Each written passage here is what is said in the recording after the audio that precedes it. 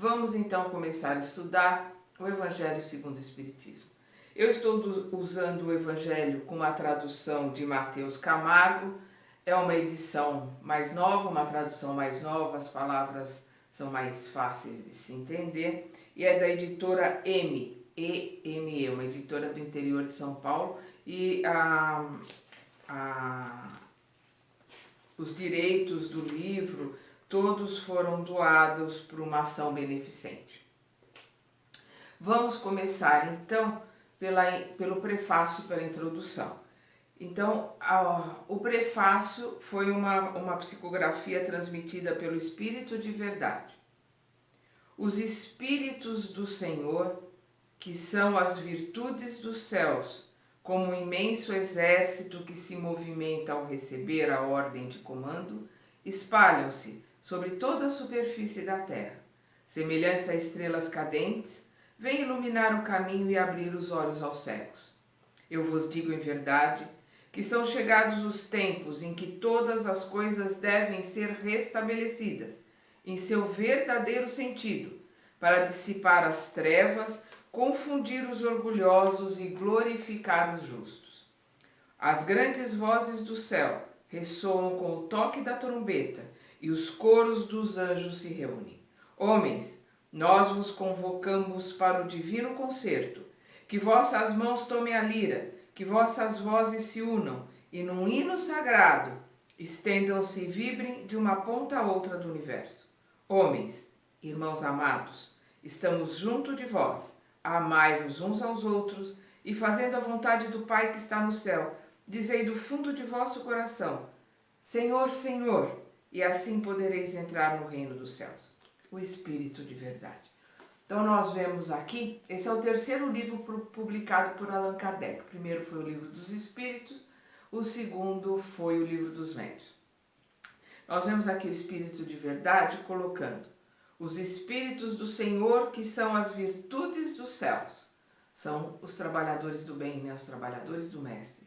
Como um imenso exército que se movimenta ao receber a ordem de comando, espalham-se sobre toda a superfície da terra, semelhante a estrelas cadentes, vêm iluminar o caminho e abrir os olhos aos cegos. Então, como estrelas caindo na terra, eles vêm iluminar o caminho e abrir os olhos dos cegos que somos nós, abrir os nossos olhos, para que a gente possa entender as palavras do Mestre, para que a gente possa entender os seus ensinamentos.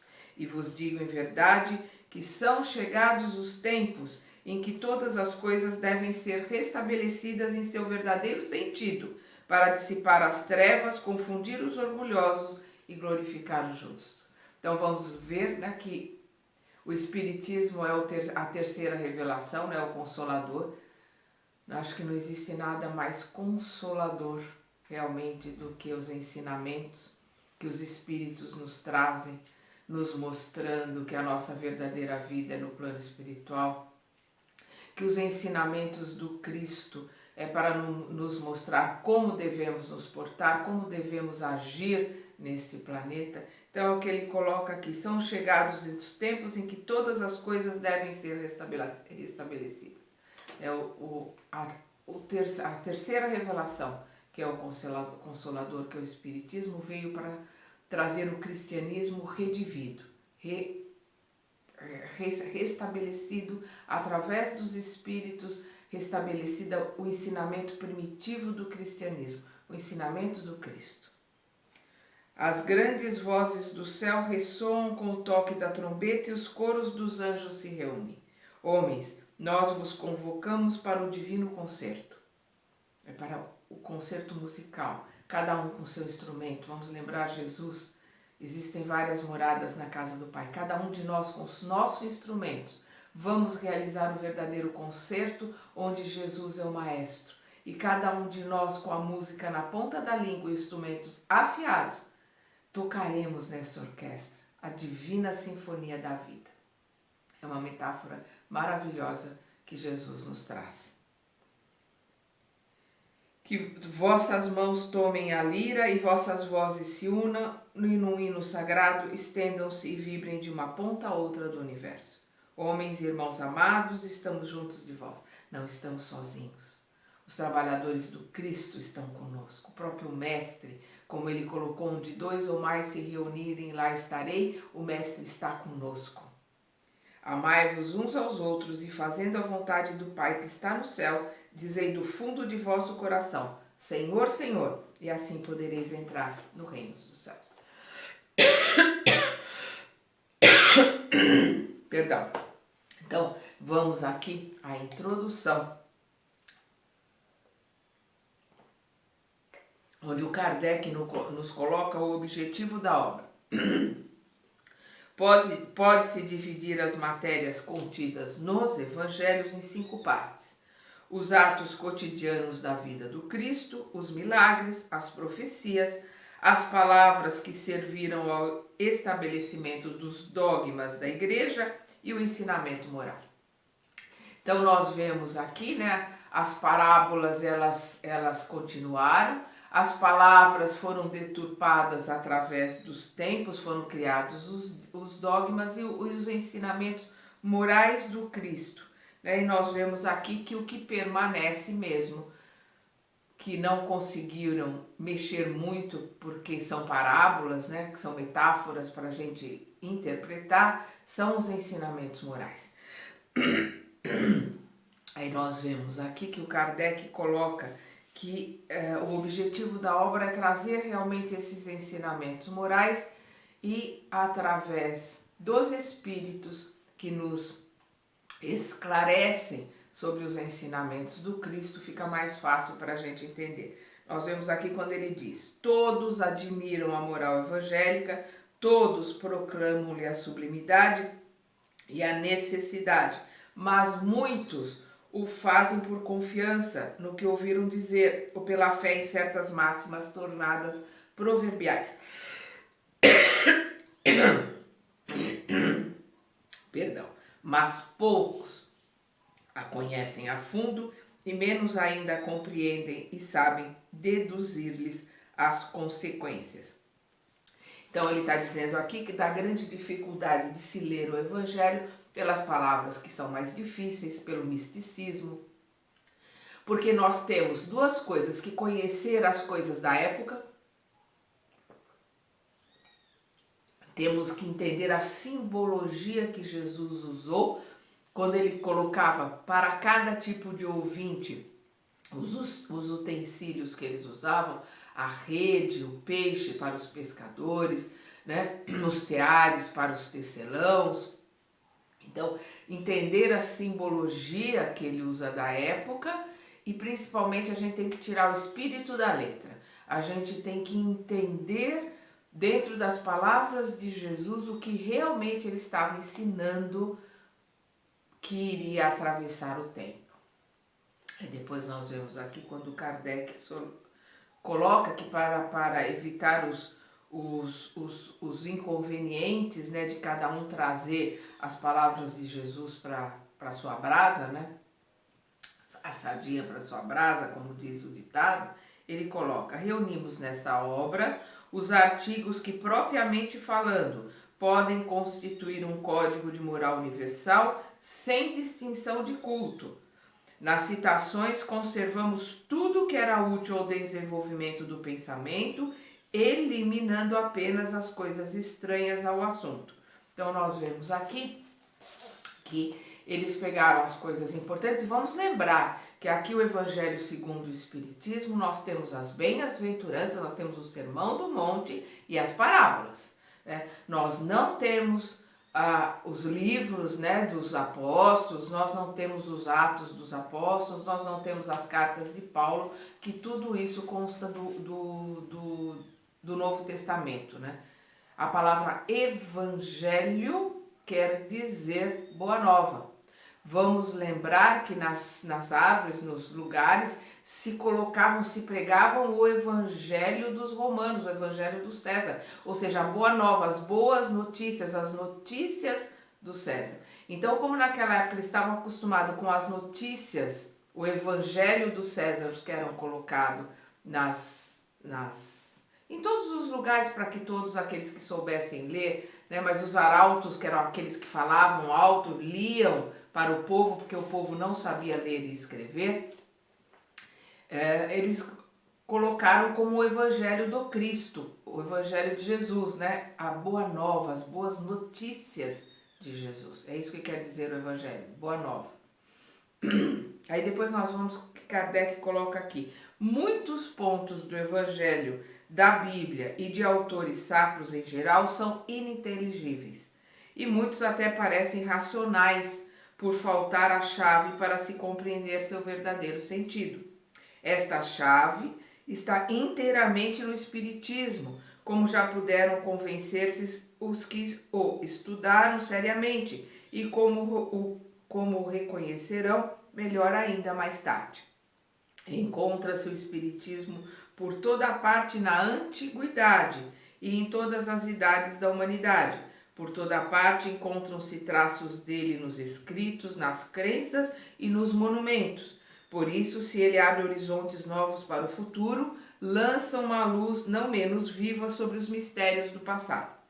Como complemento de cada preceito, acrescentamos algumas instruções escolhidas entre as que foram ditadas pelos Espíritos em diversos países e pelo intermédio de diversos médiuns.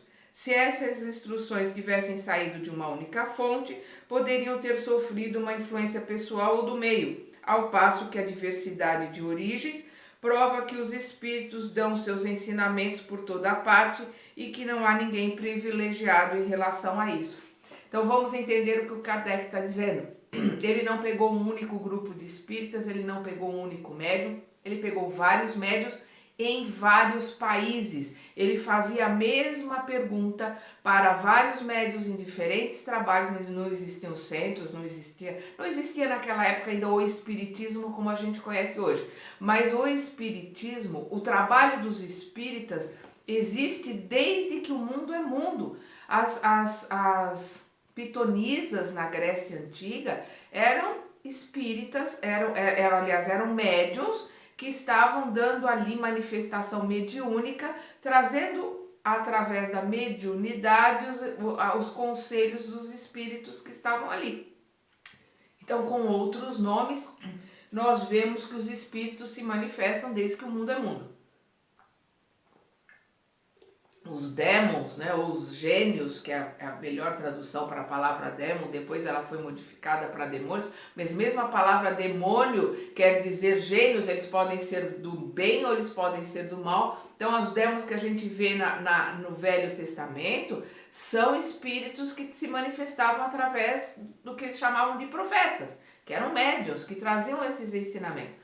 Então o Espírito se manifesta desde que o mundo é mundo. Vamos lembrar lá na travessia do deserto que Moisés coloca que estava terminantemente proibido a conversação com os espíritos. Por que ele coloca isso? Porque havia um misticismo na época e aqueles que se diziam médios cobravam e eles diziam aquilo que a pessoa queria ouvir, na maioria dos casos. Então o que acontecia? Eles falavam mal de Moisés, eles diziam que era para voltar para o Egito, uma série de coisas. Então Moisés cortou a conversação com os espíritos da mesma forma que ele também cortou algumas cabeças, para que, literalmente, para que ele conseguisse, através do tempo, e trazendo os ensinamentos que ele precisava trazer para aquele povo, né? E por isso levou 40 anos, porque naquela época se vivia 20 e poucos anos, então foram algumas gerações que ficaram ali no deserto até que ele conseguisse limpar tudo da cultura antiga e eles pudessem chegar em Canaã. A palavra Canaã quer dizer a terra prometida. Então vamos lá, nós vamos ver aqui, e uma coisa interessante também que Kardec não colocou o nome dos médiuns, porque seria uma colocação de vaidade pessoal de cada um, e também porque naquela época era muito difícil ser médium. Se ele colocasse os nomes, ele poderia prejudicá-los. Então hoje seria mais por, não se entende que não seria por vaidade, mas não era só isso, para que não os prejudicasse. Vamos lembrar que as duas meninas que ajudavam muito o Allan Kardec, elas foram perseguidas e depois elas se casaram, mudaram de nome, ninguém mais sabe o que aconteceu com elas. porque elas foram perseguidas e apedrejaram a casa delas, foi uma situação bem complicada. Então depois nós vemos aqui no item 2, quando o Kardec coloca sobre a autoridade da doutrina espírita o controle universal dos ensinamentos dos espíritos. Então ele diz aqui, se ela fosse uma concepção humana, ela estaria sujeita a muitos erros, né? E se ela fosse também de um único espírito, ela estaria sujeita a erros, porque o espírito, quando ele é elevado, ele tem mais conhecimento, mas um espírito que não é elevado, ele sabe o mesmo que os homens, sabe às vezes até menos do que alguns encarnados. Então é o que ele coloca aqui, ela é a doutrina trazida pelos espíritos mais elevados, aqueles que podem nos trazer conhecimento. Então ele diz aqui, Deus quis que a nova revelação chegasse aos homens por uma via mais rápida e mais autêntica. Por isso encarregou os espíritos de irem levá-la de um polo a outro, manifestando-se em toda parte, sem dar a ninguém o privilégio exclusivo de ouvir a sua palavra. Um homem pode ser enganado, ou pode enganar-se a si mesmo. Não poderia sê-lo quando milhões veem e ouvem a mesma coisa. É uma garantia para cada um e para todos. Então, o que ele está colocando aqui? As manifestações mediúnicas ostensivas começaram ao mesmo tempo no mundo todo, com as irmãs Fox nos Estados Unidos, as mesas girantes na Europa de uma forma geral, de uma forma muito forte na França, mas na Europa de uma forma geral. Elas aconteceram em todos os lugares, em todas as partes. Vamos lembrar que tem um escritor, se eu não me engano, é Sonnenberg, uma coisa assim na Suíça ou na Suécia, me foge agora, que escreveu um livro que fala de lugares no mundo espiritual muito parecidos com o que André Luiz foi colocar na década de 40, né, de 1940. Allan Kardec desencarna em 1869. Nós estamos falando, Sonnenberg escreveu, acho que 1800 e pouco, antes do Livro dos Espíritos. Ele escreveu sobre esses lugares nos planos espirituais, né? Falando exatamente sobre um lugar como o nosso lar, como a gente vai ver com André Luiz na década de 1940. Então, os espíritos se manifestaram em todos os lugares, e o que o Kardec fez? Ele, como falava vários idiomas, falava, escrevia fluentemente, ele mandava, não tinha WhatsApp, não tinha internet, gente, ele mandava por carta as perguntas para vários médiuns, para vários pontos do globo, esperava essas respostas e compilava isso e colocava no livro, tanto no Livro dos Espíritos, como no Livro dos Médiuns, como aqui no Evangelho segundo o Espiritismo, as respostas que eram iguais ou similares em todas as partes do mundo, porque isso atestava para ele que era verdade, porque eram espíritos iluminados em várias partes do mundo, com médiuns diferentes, em línguas diferentes, dizendo a mesma coisa. Então, isto atestava para ele que era a verdade. Então, se pode enganar um homem, mas não se pode enganar milhares de homens em milhares de lugares ao mesmo tempo. Aí depois nós vamos ver aqui, quando ele continua falando sobre a busca através da explicação dos espíritos, quando ele diz: sabe-se que os espíritos, em consequência das diferentes capacidades de cada um, estão longe de possuir individualmente toda a verdade, que não é dado a todos penetrar certos mistérios, que o seu saber é proporcional à sua depuração, que os espíritos vulgares não sabem mais que os homens, e até menos que certos homens, é o que eu estava falando, que há entre eles, como entre os homens, presunçosos e falsos sábios, presunçosos e falsos sábios, que creem saber o que não sabem, e sistemáticos que tomam suas ideias pela verdade. Enfim, que somente os espíritos da ordem mais elevada, aqueles que são completamente desmaterializados, são despojados das ideias e dos preconceitos terrestres. Mas sabe-se também que os espíritos enganadores não têm escrúpulo de se abrigar sob nomes falsos para fazer aceitar suas utopias. Disso resulta que, em relação a tudo que fugir do ensinamento exclusivamente moral, as revelações que possam ser recebidas por essa ou aquela pessoa têm um caráter individual, sem autenticidade, que devem ser consideradas como opiniões pessoais de tal ou qual espírito e que seria imprudente aceitá-las e propagá-las levianamente como verdades absolutas. O primeiro controle é incontestavelmente o da razão, ao qual é preciso submeter sem exceção tudo o que vem dos espíritos. Toda teoria em contradição manifesta com o bom senso, com uma lógica rigorosa e com os dados positivos que se possui, mesmo que seja assinada por qualquer nome respeitável,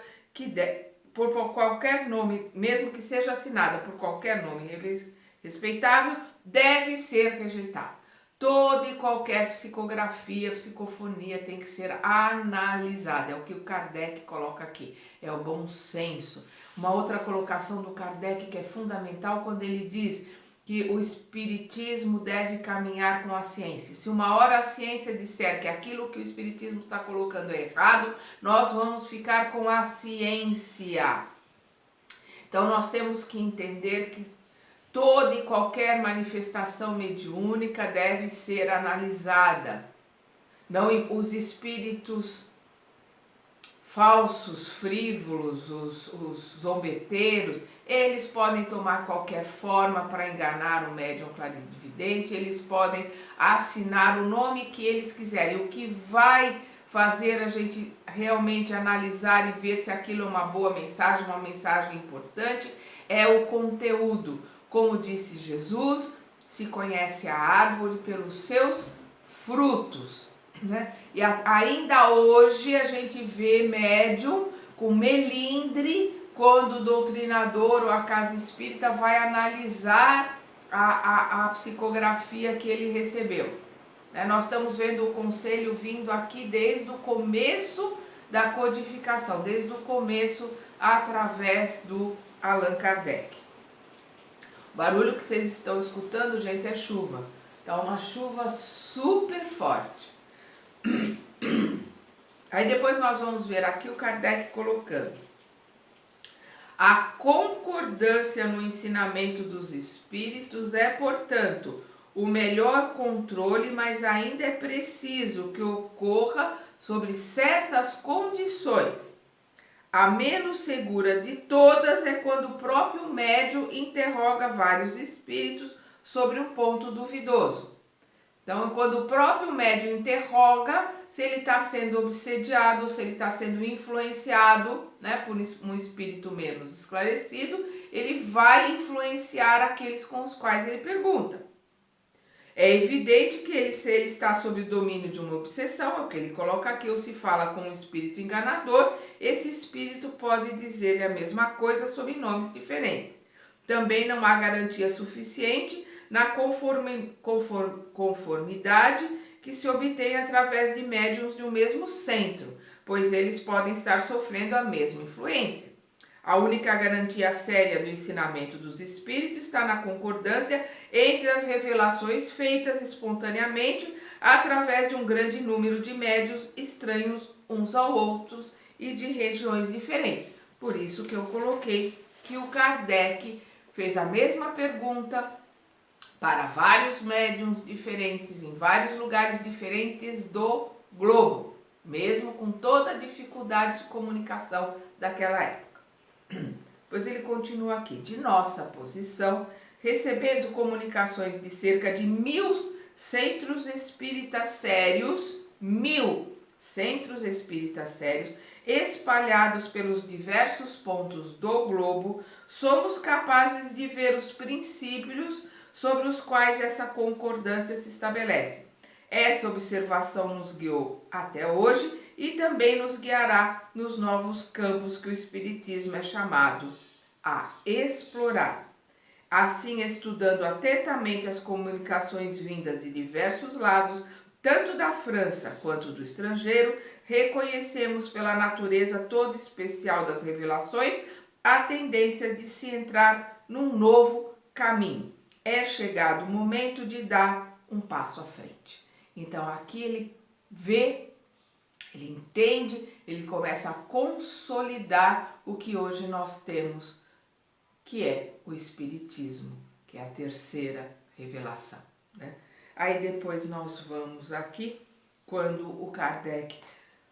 Por que eu estou explicando e colocando com as minhas palavras a colocação do Kardec na introdução? Porque são muitas e muitas páginas que acabam ficando cansativas. Então eu estou dando uma resumida para que o nosso estudo, né, não fique tão cansativo. Que a gente tem um estudo, nós vamos daqui a pouco entrar naquilo que, não que a introdução não tenha importância, tem muita importância porque mostra como Kardec se baseou para compilar tudo que tem aqui. Mas ela é um pouco extensa demais, são 20 páginas, então eu estou tirando dela aquilo que eu achei mais importante. Me perdoem se eu estiver pulando alguma coisa que alguém também ache importante, coloque aí nos comentários, mas para que o nosso estudo fique um pouco mais fácil, né, e um pouco mais leve também, não fique tão pesado. A intenção aqui no vídeo, no nosso canal, não é um estudo aprofundado para espíritas que já conhecem de cor e salteado todos os ensinamentos. Não, eu estou colocando aqui, eu nem tenho capacidade para isso, gente. O que eu estou colocando aqui é um estudo principalmente para aqueles que estão começando, para aqueles que têm dificuldade de entender por causa da linguagem, por causa de colocações às vezes um pouco mais difíceis de serem entendidas. Então a minha intenção é facilitar para aqueles que estão começando o estudo. Nós vemos aqui quando ele coloca: os espíritos superiores procedem em suas revelações com extrema sabedoria. Só abordam as grandes questões da doutrina gradualmente, na medida que a inteligência esteja apta a compreender verdades de uma ordem mais elevada e que as circunstâncias sejam propícias à emissão de uma ideia nova. É por isso que eles não disseram tudo desde o começo e ainda não o disseram até hoje, nunca cedendo à impaciência de pessoas muito apressadas que querem colher os frutos antes de amadurecer. Então, o que o Kardec está colocando é que os ensinamentos são graduais, conforme a nossa capacidade de entender. Então, o Kardec trouxe, através do Pentateuco, né, através dos seus 5 livros, que são extremamente importantes, né? O livro dos Espíritos, o livro dos Médiuns, o Evangelho segundo o Espiritismo, o Céu, o Inferno e a Gênese. Que são livros que a gente tem que ler, tem que estudar, porque são livros importantes, são a base, né? É como numa construção, são os alicerces da doutrina. E depois nós vamos ver que o Emmanuel, através do Chico Xavier, nos traz novos ensinamentos e nos traz lições novas, vai nos aperfeiçoando o conhecimento. Nós vemos André Luiz, né, através do Chico, nos trazendo, que é a base do nosso canal aqui, são os ensinamentos de André Luiz. Nós já estamos quase terminando os seus livros mais importantes para o nosso estudo, e por isso estou começando o Evangelho, depois vou começar Emmanuel. Mas o André Luiz nos traz uma base muito profunda dos ensinamentos espíritas, né? Da base do que os espíritos querem nos trazer através dos seus ensinamentos. Então, o que ele está colocando aqui, conforme o tempo vai se passando, os espíritos elevados vão trazendo através de médiuns sérios novos ensinamentos. Aí depois nós vemos aqui quando ele coloca: não é pela opinião de um homem que se produzirá a união, mas pela voz unânime dos espíritos. Não é um homem, e muito menos nós, que qualquer outro que fundará a ortodoxia espírita. e menos ainda um espírito que venha impor-se a quem quer que seja. É a universalidade dos espíritos, comunicando-se sobre toda a terra por ordem de Deus. Aí está o caráter essencial da doutrina espírita. Aí está sua força. Aí está a sua autoridade. Deus quis que sua lei fosse assentada sobre uma base inabalável e por isso ele não a fez pousar sobre a cabeça frágil de um só. Ele a trouxe através de milhares de espíritos, através de várias partes do globo, e nós tivemos um cientista, um pedagogo, um filósofo, uma mente brilhante como a de Allan Kardec, né, que é o Hippolyte Léon Denisard Rivail, que usa o pseudônimo, ou Hippolyte, né, como alguns colocam, Hippolyte Léon Denisard Rivail, ou Rivail, como alguns colocam, não sei exatamente qual era a pronúncia do nome dele na época, mas ele juntou tudo, ele se debruçou sobre todas essas psicografias, sobre todas as respostas dos médiuns de todos os lugares, estudou e nos trouxe essa doutrina consoladora fantástica que é o Espiritismo. Aí depois nós terminamos aqui, né, a introdução do Kardec. Aí nós vamos aqui para notícias históricas, onde ele vai explicando, né, para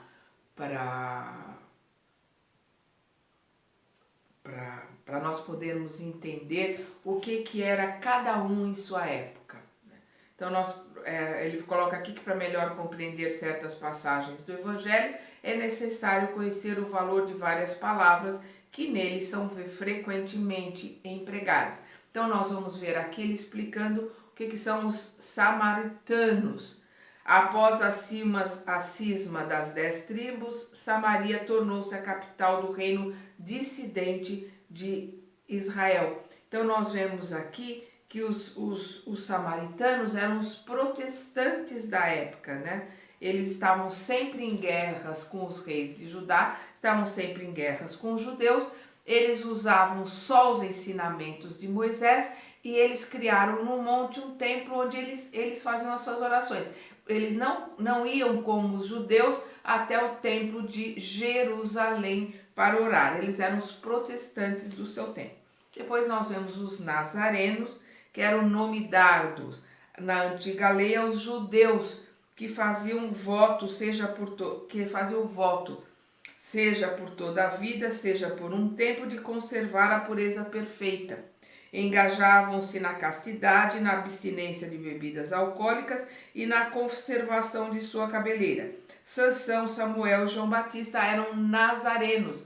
E depois houve uma pequena confusão, porque Jesus era de Nazaré, então quando chamava Jesus de Nazareno. Mas nazarenos era uma religião de celibatários que não cortavam o cabelo, não cortavam a barba. E vamos lembrar aqui que João Batista era nazareno. Depois nós vemos aqui outra palavra que aparece muito no Evangelho, que é os publicanos, que eram os cavalheiros credores das taxas públicas, né? Eram eles que cobravam as taxas dos romanos. E como eles tinham uma profissão ingrata, porque eles eram considerados a escória, eles eram considerados como lixo, os romanos faziam vista grossa aos enriquecimentos ilícitos dos publicanos. Vamos lembrar que Mateus e Judas eram publicanos, eram cobradores de impostos, né? E na dominação romana, quando os romanos dominavam os judeus, e o que os judeus menos aceitavam, a rebelião que eles queriam se livrar o mais rápido possível dos romanos, era por causa da cobrança do imposto. Porque os romanos permitiam livremente a religião, permitiam que eles exercessem a religião deles, mas a cobrança do imposto era o que os judeus mais reclamavam e eles queriam se libertar dos romanos para não terem mais que pagar imposto. Por isso eles odiavam e detestavam tanto os publicanos, que eram quem cobravam estes impostos. Depois nós vamos ver os portageiros, que eram os mesmos cobradores, só de mais baixo, assim, de baixo escalão. Eram os cobradores como se fossem os alfandegários, né? Aqueles que cobravam de um lugar para o outro, a passagem de um lugar para outras, e eles também eram considerados indignos de frequentar os lugares, de estarem com as pessoas de bem. Depois nós vamos ver os fariseus, que quer dizer, a palavra fariseu quer dizer separação, que compunham aqueles que traziam à risca os dogmas, a teologia judaica. Então, eles traziam na risca as escrituras. Vamos lembrar que Saulo, né, antes de ser Paulo, era um fariseu, e Gamaliel também. Então, tinham bons fariseus, não eram todos os fariseus que eram ruins, mas aí a colocação deles era trazer à risca os ensinamentos judaicos, né? A tradição compunha uma parte importante da teologia judaica. Consistia na coletânea das interpretações sucessivas dadas sobre o sentido das escrituras e que eram transformadas em artigos de dogma. Então, os fariseus eram aqueles que faziam cumprir as tradições. Mas a maioria dos fariseus, como ele diz aqui, mas sobre a aparência de uma devoção meticulosa, escondiam dissolutos muito orgulho e, acima de tudo, um amor excessivo pela dominação. A maioria dos fariseus traziam em si a vontade da dominação, né? E de trazer a periferia, né? Lavar as mãos, acender isso, fazer aquilo e não ir a fundo nos ensinamentos de Moisés, né? Depois nós vemos os escribas, que eram aqueles que os secretários, né, dos reis de Judá, e mais tarde a designação foi aplicada especialmente aos doutores que ensinavam a lei de Moisés. Pois a palavra sinagoga, a palavra quer dizer congregação, que é onde se reuniam. E antes de cair o templo de Salomão, em Jerusalém, só tinha uma sinagoga, só tinha um lugar de reunião, que era em Jerusalém. E depois da queda do templo, todas as sinagogas passaram a ser os templos de reunião. Aí nós vamos ver os saduceus, que foi uma seita judaica fundada por Sadoc, que acreditavam na ressurreição. Eles não acreditavam na imortalidade da alma, nem na ressurreição, né? E nem acreditavam nos bons e nos maus anjos. Os saduceus eram os materialistas da época. Aí depois nós vemos os essênios, que vieram mais ou menos 150 anos antes de Jesus, que eram vegetarianos, que aplicavam passes, que trabalhavam com ervas medicinais, com cânticos, com cores, né? Eram os grandes espíritos que vieram preparar a terra para a vinda de Jesus, né? E foram embora em torno de 100 anos depois de Jesus. E depois nós temos os terapeutas, né? Que eles aqui, que a palavra terapeuta quer dizer servir, cuidar, eram servidores de Deus ou curadores, né? Que eles apareceram no Egito, na Alexandria, no Egito Antigo, e tinham grande relação com os essênios, de quem professavam os princípios. Então, eles eram seguidores dos essênios, tinham grande relação com os essênios, e como esses últimos, entregavam-se à prática de todas as virtudes. Sua nutrição era de extrema frugalidade, os essênios eram veganos, não usavam nada que era de origem animal, né? Votados ao celibato, à contemplação e à vida solitária, formavam uma verdadeira ordem religiosa. Então nós vimos aqui este começo, entendermos um pouco das palavras e do que a gente vê no Evangelho, e nós vamos aí na segunda parte da introdução, nós vamos ver aqui as ideias de Sócrates e Platão.